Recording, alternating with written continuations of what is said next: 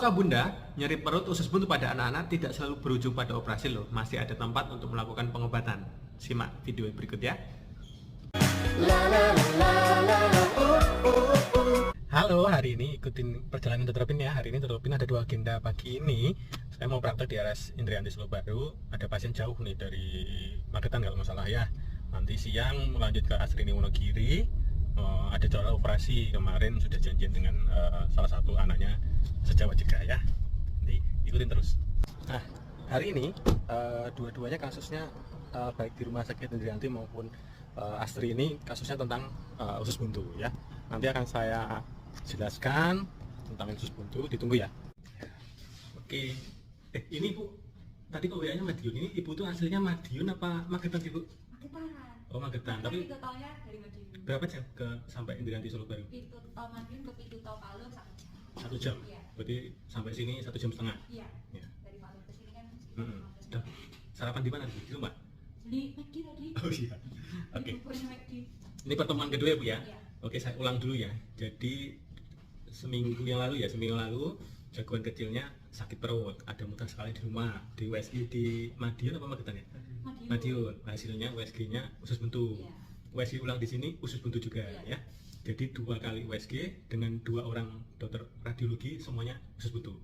Kalau USG itu namanya operator dependent Bu. Jadi kalau USG-nya salah bisa aja bias.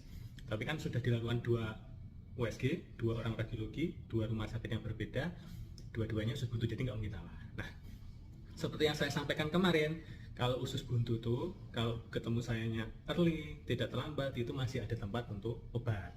Nah, sekarang kan saya evaluasi kemarin, si Jos, labnya bagus, klinisnya tuh nyerinya tuh sangat minim ya, sangat minim, tidak terjadi demam gitu ya. Terus selama USG positif ya, jadi yang mendukung dari 2 USG 2 dokter berbeda.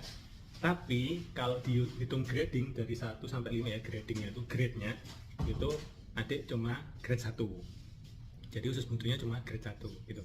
Artinya apa? Asalkan tidak telat masih bisa untuk sembuh dengan pengobatan seperti yang saya sampaikan kemarin. Kalau dihitung persentasenya berapa persen kesembuhannya? 80%. Tinggi banget. Tapi dengan syarat pertama tidak telat dulu. Jadi keluhannya masih awal, sudah USG sudah ketemu saya. Terus ketemuan kedua harus ketemu. Kenapa? Saya harus periksa perutnya dulu, karena saya ada feeling tuh. Setelah itu saya tidak segan untuk membagi nomor telepon. Jadi nanti seiring waktu jalan ada keluhan harus info ke saya, bebas jam berapa nanti saya balik. Jadi saya evaluasi. Nanti kalau di tengah jalan ternyata oh ini memburuk, oh ini menetap gitu, baru saya sampaikan harus tindakan atau sebagainya gitu ya. Cuma kan kemarin saya lihat bagus, jadi pengobatan ini seminggu setelah 2 antibiotik kemarin selesai, ini sembuh ya, berarti berhasil itu. Hitungan sembuh atau tidak itu tiap anak beda-beda Bu ya. Saya nanti jam 11 ke Wonogiri sudah terlanjur daftar operasi usus buntu juga. Malah yang nanti jam 11 itu di Astrini Wonogiri itu anaknya dokter Pak, anaknya dokter Bismas. Sama, saya kasih obat juga, tapi responnya beda. Padahal perbedaan dia keluhannya itu sudah 5 hari. Sudah 5 hari baru ketemu saya gitu. Tapi sebetulnya belum parah, ya memang dari USG aja. Labnya juga masih bagus. Sudah tadi obat, cuma belum parah, tapi tiap hari dia lapor dok, nyerinya masih ada. Tapi nggak pernah mual, nggak muntah. Cuma Nyeri aja gitu. Hari ini tadi pagi subuh dia bilang dok tadi muntah. Oh Bu, kalau cuma mual saya masih memaksakan untuk obat. Tapi kalau sudah muntah saya tunda obatnya, kita tak suruh mondok pagi ini, nanti puasa dulu jam 11 operasi, itu cerita lain ya. Nah si adik ini kan normal gitu ya, jadi selama tidak telat sudah ketemu, nanti saya bisa konsultasi lewat WA saya, itu kesembuhannya 80% sembuh, intinya sekarang sembuh ya gitu. Kenapa harus kita ngobrol panjang nih, biar nanti ibu tidak kepikiran ya namanya anak sendiri. Kenapa sih saya tuh selalu men-treat pasien saya tuh ya ibarat kata ini ponakan saya lah atau saudara jauh saya, kan nggak mungkin semua buru-buru tak operasi gitu. Kecuali kapan sih dok saya operasi datangnya telat, sudah nyeri perut hebat, sudah nggak mau makan, demamnya lebih dari 2 hari, labnya ada salah satu yang nggak normal, entah leukosit, neutrofil atau limfosit, nah itu nggak normal. Nah itu saya akan mempertimbangkan untuk opsi operasi. Tapi kan kemarin yang positif ini cuma dari 2 kali USG. Iya. Jadi grade-nya masih grade 1. Grade 1 itu masih ada tempat untuk obat. Nah, intinya adik ini sembuh. Nah, sembuh tadi saya tulis ya. Kesembuhan dengan obat tanpa operasi itu 80%. Nah, adik just masuk di situ. Nah, ini adalah kenapa saya ngomong duluan. Nanti saya tetap akan ngasih kesempatan Ibu untuk mau bertanya sama Bapak, tapi di akhir aja. Nah, sekarang adalah pertanyaan yang selalu sering ditanyakan. Pertanyaan pertama biasanya, Dok, berapa persen kambuh? Nah, gitu. Kambuh itu berapa persen? Ini selalu pasien itu nanya, kambuh itu 50%, Pak. Ya, kekambuhan itu 50%. Ya, terus kapan, Dok? Nggak ada yang tahu, Bu, ya. Nobody know. Ya, intinya saya pernah ketemu seminggu lagi kambuh ada juga. Belum ada seminggu, ya kayak pasien saya di Asri ini ada juga, ya. Terus saya pernah ketemu setahun ada juga. Terus ada nggak yang nggak kambuh, Dok, selamanya? Banyak juga, gitu ya. Kalau tidak kambuh, artinya sembuh total selamanya, ya sudah nggak usah kita bahas ya Pak ya. Kita bahas cerita yang 50% kalau kejadian kambuh, gitu ya. Nah, 50% kejadian kambuh ini nanti dibagi juga, jadi 50% bisa diobatin sama 50% yang tidak bisa, gitu. Kalau Ibu datang awal kayak kemarin, saya masih tetap menyarankan tanpa obat dulu, gitu. Tapi nanti kalau maaf ya, nasibnya memang kambuh, entah sebulan lagi, tahun depan, atau mendekati remaja 15 tahun kambuh. Karena kenapa sih saya nyebutnya di remaja? Karena itu di fase-fase dia sudah tidak jarang makan, seratnya berkurang, jarang minum, terus oh ya namanya anak muda ya. Nah, jadi itu pasti keras itu nanti akan menyumbat kumat. Rata-rata kumatnya di usia segitu. Nah, kalau itu nanti kambuh Pak, saya tetap akan menawarkan operasi, tapi tetap ada pilihan obat, gitu. Kalau sekarang hampir jarang saya menawarkan operasi, saya paksakan obat dulu. Tapi nanti kalau kambuh, 50% saya tawarkan, 50% Ibu langsung operasi, saya lebih setuju. Tapi kalau nanti kambuh, saya tidak bisa menawarkan dengan obat, harus dengan suntik, ya. Karena mau gimana pun obat yang diminum sama disuntik beda Pak, efeknya itu beda. Jadi saya lebih menawarkan suntik. Jadi nanti suatu saat entah kapan itu kita nggak tahu ya, si adik kumat itu harus mondok. Jadi misalkan, oh Dok, boleh nggak masih coba obat suatu saat ya, saat kambuh masih boleh, tapi dengan mondok. Jadi obatnya harus antibiotik yang lewat intravena, suntikan, karena memang efeknya beda, gitu. Jadi nanti saat itu kambuh masih ada tempat, tapi syaratnya harus mondok. Nggak bisa dengan obat oral, saya jamin dipaksa pun hampir gagal, ya. Tapi kalau dengan obat suntik masih ada kemungkinan sembuh. Tapi pertemuan selanjutnya kalau mudah-mudahan nggak kambuh ya, kita harapnya itu. Tapi kalau suatu saat kambuh, pertemuan itu pilihannya itu mondok langsung operasi atau mondok dievaluasi dengan suntikan tadi, gitu. Lah saat ini itu Dok masih sembuh, ya syukur ya sembuh. Nah masih ada kambuh lagi nggak Dok? Makin sering, nah gitu ya. Jadi kambuh kedua itu kemungkinan 50%. Nah kambuh yang ketiga itu angka kekambuhannya setelah yang kedua sembuh ini berapa persen gitu. Ini bisa sampai 80% Pak. Jadi dan ini jaraknya lebih cepat lagi. Kalau dari sekarang nih suatu saat kambuh mungkin bisa lama itu. Bisa setahun, bisa sampai remaja baru kumat, ada saya sering banget gitu. Nah, nanti kalau misalkan amit-amit kambuhnya setahun lagi diobatin sembuh, pasti nggak sampai sebulan langsung kambuh lagi gitu. Tapi kalau masih itu nanti coba obat sembuh, nah kambuh yang ketiga itu saya tidak akan pernah mau menggunakan obat. Karena kenapa? Kesembuhannya tidak mungkin, harus sudah dibuang gitu. Nanti kalau dibuang itu nanti bisa dengan kalau belum pecah atau pecahnya belum parah bisa laparoskopi. Kalau laparoskopi tempat lain kan cuma 3 titik. Kalau di Indrianti Solo Baru saya sudah menggambarkan 1 titik, nanti cuma di udel kurang dari 1 cm gitu. Tapi kalau sudah telat ya harus di laparotomi di incisi lebar itu. Ya, itu pertanyaan. Terus pertanyaan paling sering lagi adalah, Dok, kalau pencegahannya apa? Sama ketika serat tinggi, minum air putih yang banyak. Ya kalau nggak air putih ya semuanya minuman yang penting natural ya, dari jus atau dari minuman yang bukan teh, terus bukan kaleng-kalengan, itu aja. Nah sampai sini ada yang mau ditanyain nggak Bu? Bapak ada yang mau ditanyain nggak? Sudah sih Dok. Berarti kalau misalkan Ya. Kambuh kedua kali itu gejalanya masih tetap sama. Nah gitu. Gejalanya yang kalau semuanya diingat-ingat banyak ya, dari nyeri perut, malas makan, demam, sakit perut, mual, muntah, itu banyak. Tapi tidak perlu dihitung semuanya. Tugas Ibu adalah ada apa-apa ya aja, tapi yang paling penting 2 aja yang diingat-ingat.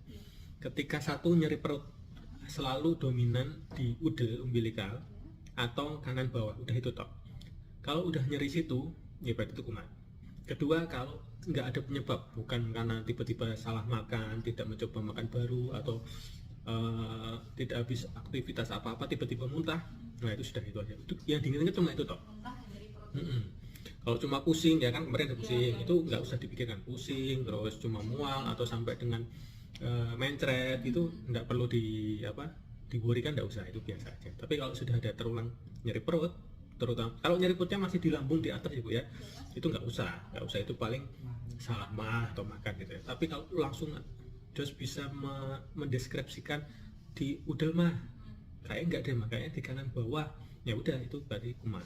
Atau tiba-tiba sebelum nyeri udah muntah, langsung muntah loh ya, bukan karena mual gitu ya. Kalau mual tuh bukan selalu sakit, mual tuh salah makan bisa, telat makan pun kita bisa mual kok ya. Jadi mual tuh belum tentu sakit, tapi kalau muntah itu sudah tidak mungkin bukan penyakit gitu. Jadi ingat-ingat aja, kalau ada muntah, ada nyeri perut, nah itu tanda berarti mendekati kambuh gitu. Jadi kalau sebelum parah ibu datang lagi, jadi langsung ke IGD mondok gitu kalau mau pemilihan dengan obat gitu. Tapi kalau dengan operasi tetap juga mondok lewat IGD gitu, lewat poli juga boleh sama gitu. Itu nggak ada lagi nggak? Kamu mau tanya apa? Oh ya, untuk aktivitasnya dok. Sekarang sudah boleh bebas. Sudah bisa. Ini kan ada latihan basket. Boleh, nggak apa-apa, Apa ya, dok? nggak apa-apa gitu, nggak apa-apa. Mau basket boleh, misalkan masih ada les-les yang yang Kalau ngejar sudah target. selesai. Oh iya, nggak apa-apa, Iya, boleh. aktivitas kan saya stop dulu basket. Mm-mm. Basket kan perlu lari. Ya, nah sekarang sudah boleh ya. Sekarang anggap aja sudah sembuh total, jadi boleh aktivitas biasa deh. Kenapa sih kemarin harus saya batasi gini? Karena saya tidak tahu di dalamnya apa gitu ya. Ternyata kalau udah besar banget ya, nah tiba-tiba gerak, ketekan, jatuh, ketendang bola itu bisa pecah mendadak. Makanya saya tunda dulu. Nah kalau sekarang sudah nggak ada keluhan sama sekali. Terakhir ibu WA itu kalau nggak salah hari Jumat ya.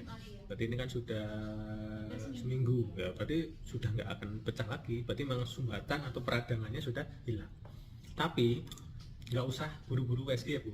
Saya jamin kalau sekarang di USG hasilnya masih usus buntu. Sama ya. Perbedaannya paling ukurannya sekarang udah mengecil gitu. Karena sekali kena usus buntu tetap akan membesar dari normalnya, tapi tidak parah gitu loh gitu. Jadi tapi makanya hasil USG usus buntu kemarin nggak usah dibuang, kan udah di foto ke saya, biasanya nggak tak hapus, disimpan nanti buat pembanding suatu saat kalau kambuh ya, entah bahwa itu ukurannya masih bisa dianggap sampai usia 15 tahun ya. Kalau udah 15 tahun itu biasanya sudah nggak tak hitung, karena kalau usia 15 tahun ke atas ukuran 1 cm itu normal karena memang membesar sesuai tubuhnya. Tapi kurang dari 15 tahun lebih dari 0,6 itu peradangan ya, peradangan entah karena fekal itu, entah sumbatan, entah cacing, entah virus, itu banyak macamnya gitu. Sampai sini lagi matanya nggak bu? Jadi ini nggak perlu USG dulu ya? Nggak usah, pasti tak jamin di USG masih usus buntu. Iya, nanti malah kepikiran, waduh sudah 3 kali USG hasilnya usus buntu gitu. Tapi kan nggak usah. Kapan USG perlunya dok? Nanti pas kumat. Oh gitu. Kumat nggak, kapan kumatnya kan kita tidak tahu ya. Harapannya tidak kumat ya. Kalau kumatnya sebulan lagi berarti USG, kumatnya lagi setahun lagi berarti USG. Nah kalau kumat, monggo ibu mau USG di sana boleh, USG di sini langsung minta pengantar dari IGD juga sama aja boleh. Atau langsung ke IGD. Cilik juga boleh gitu. Kayak kalau di sini kalau anak-anak, apalagi perempuan, apalagi laki-laki yang ada niat suatu saat dia masuk perwira, entah TNI, Polri gitu, saya menyarankan untuk laparoskopi.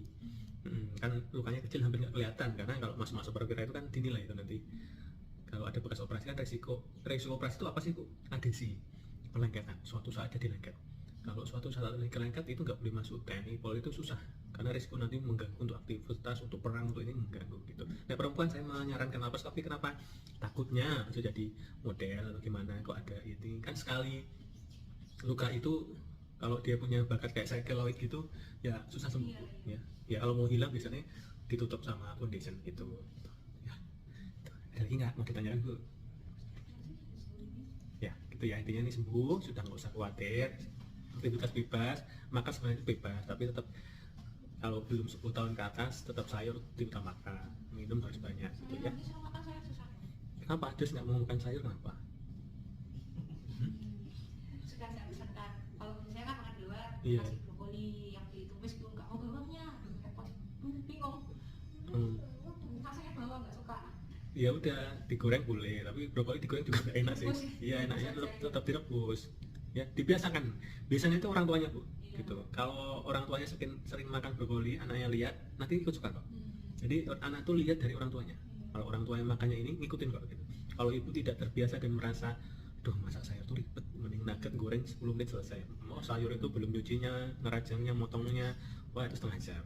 Kadang kayak itu membuat kita yang penting makan lah gitu. Nah itu yang kebiasaan yang salah di saya juga. Saya baru membiasakan untuk mengurangi itu di anak saya nomor 2. Anak saya yang pertama sudah telat karena dulu saya sekolah. Jadi anak saya pertama itu nggak bisa lepas dari gadget baru usia 4 tahun. Nah anak saya itu dari 0 yang kedua nggak pernah pegang gadget gitu. Karena pas lahir kedua saya sudah selesai, jadi saya bisa ngawasin. Yang pertama emang kesalahan saya. Jadi saya dulu terlalu buka HP, pasien harus ini karena masih sekolah. Anak saya lihat minta, ya udah. Jadi intinya itu di orang tua. Orang tua membiasakan rutin sayur, makan di meja makan bareng sayur. Anaknya mesti akan ngiler sendiri kok. Wah kok orang tua lahap ya dengan sayur gitu. Oke, ada lagi nggak? Ya? Kalau ada apa saya bilang. Iya. Ya, gitu. Mau pulang hari ini? Ya. Oh ini saya ada mainan nih, mau nggak nih kecil nih ya? Kamu udah nonton filmnya belum? Sudah. Oh iya, itu ya. Sama-sama. Satu aja. Gak apa-apa.